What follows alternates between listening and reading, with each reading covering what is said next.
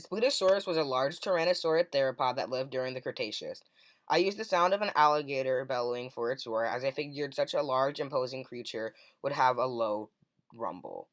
I designed it after a bald eagle. My Daspletosaurus is taller than its real-life counterpart, which was 8 feet tall and 30 feet long.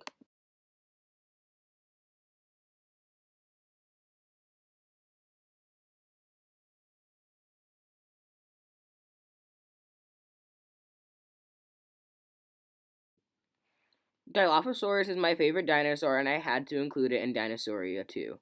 This beast was 10 feet tall and over 20 feet long. I used the sound of a puff adder and a small dog to bring the dilo to life. It lived during the Jurassic period and was among the first large theropods, along with Monolophosaurus and Cryolophosaurus, its cousins.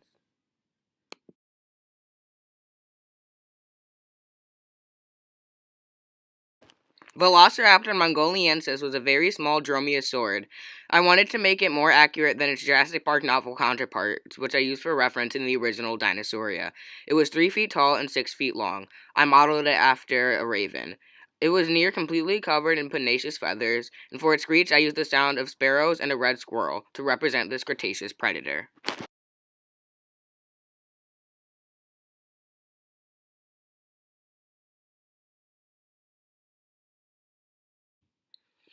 Cretoxyrhina was a large shark that lived during the late Cretaceous. One of the top predators of its time, it was roughly the size of today's largest great whites, but with a stockier build. It was 23 feet long and fed on small mosasaurs.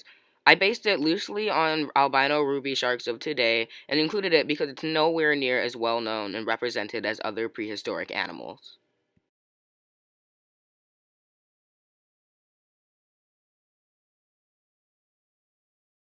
Torosaurus, which I have misspelled, was a large ceratopsid dinosaur that lived during the Cretaceous period. There is some speculation in the paleontological community as to whether Triceratops was in actuality just a juvenile Torosaurus, but that is just entirely speculative. This animal was 30 feet long and 8 feet tall. I based it off of a dragon from the children's program, Dragon Tales. Its call is two different whale sounds. Spinosaurus aegypticus was an enormous Cretaceous theropod that has gone through several restorations. I chose to model mine after the most recent and accurate one. This animal was a massive 14 feet tall and get upwards of 60 feet long, larger than Tyrannosaurus rex. I modeled mine after today's crocodilians, and its bellow is that of a cow.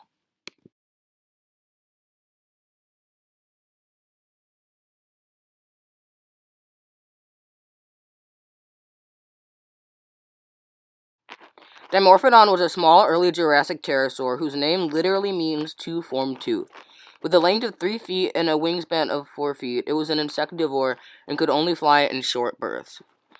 For its call, I used seagull sounds, and it is modeled after the creatures that appear in Jurassic World.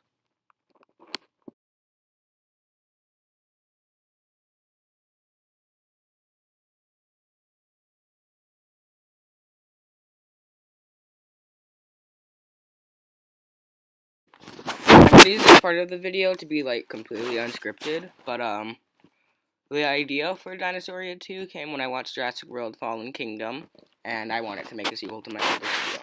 Anyway, that part has nothing to do with what I'm about to say right now. I've started working on a project. It still doesn't have a name yet, but it has all the characters and almost all the voices ready for it.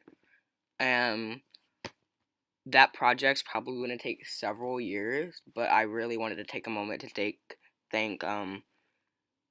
take sorry to thank Queen Edge, because if it weren't for her, this project wouldn't even be happening, because she helped me design all the characters and everything, and I use design really loosely because we barely designed them. We just sat there when we were bored in math class and just like drew random creatures and gave them different abilities. But she helped me come up with all the colorful and exciting characters that are going to be in this project, and I couldn't have done it without her. So I'm going to take a second to thank her. My next video will be a video showing all the characters in that project. That's all. Thank you, and bye.